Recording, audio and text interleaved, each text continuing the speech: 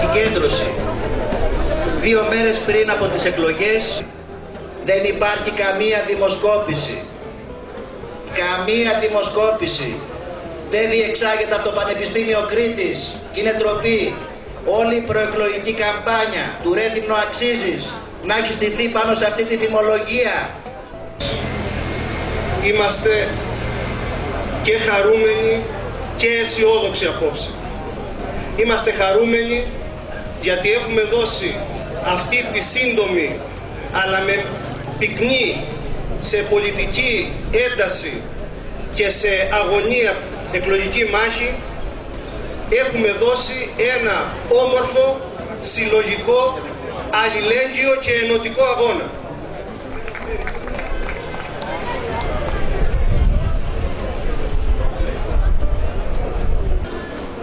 Πριν αρχίσω την ομιλία μου, θέλω να καλέσω το συνυποψήφιό μου, Μπουρμπαχάκη Σταύρο, πάνω, γιατί ξέρετε πολύ καλά ότι βγήκαμε από κάτω, βγήκαμε από συνελεύσεις, όπως είπα.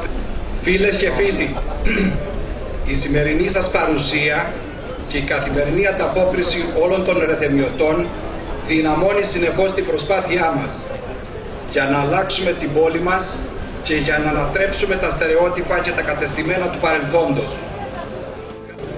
Στόχος μας είναι να μετατρέψουμε το Ρέθυμνο σε μια σύγχρονη, βιώσιμη ευρωπαϊκή πόλη με υψηλού επίπεδου παροχές προς τους πολίτες της.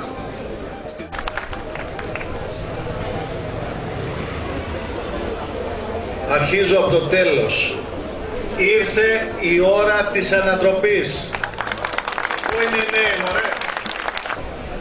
Στηρίξτε το καινούριο, την εναλλακτική πρόταση με υποψήφιους, αγωνιστές που τους είδατε μαζί σας στους αγώνες.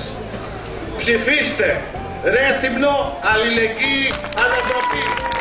Πάμε δυνατά για την νίκη, για την ανατροπή. Θα ήθελα τώρα να καλέσω τις υποψήφιες και τους υποψήφιους, κάποιοι από αυτούς ίσως δεν είναι εδώ. Τους χειροκροτούμε όλους μαζί, τους ευχαριστούμε, καλή δύναμη.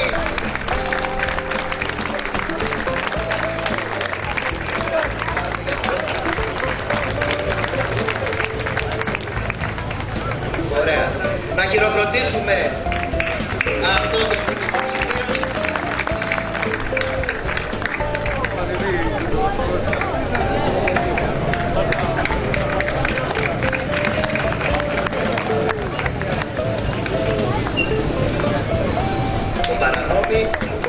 η Μαρία την Πεμπή.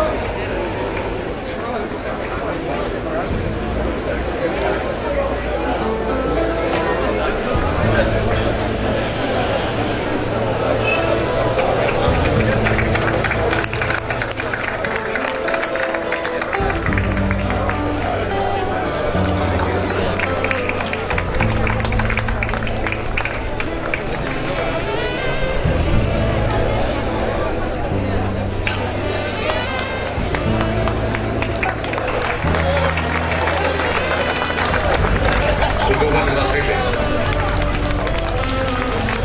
Ριτσάτος Γιώργος του Παναγιώτη. Ευχαριστώ πολύ.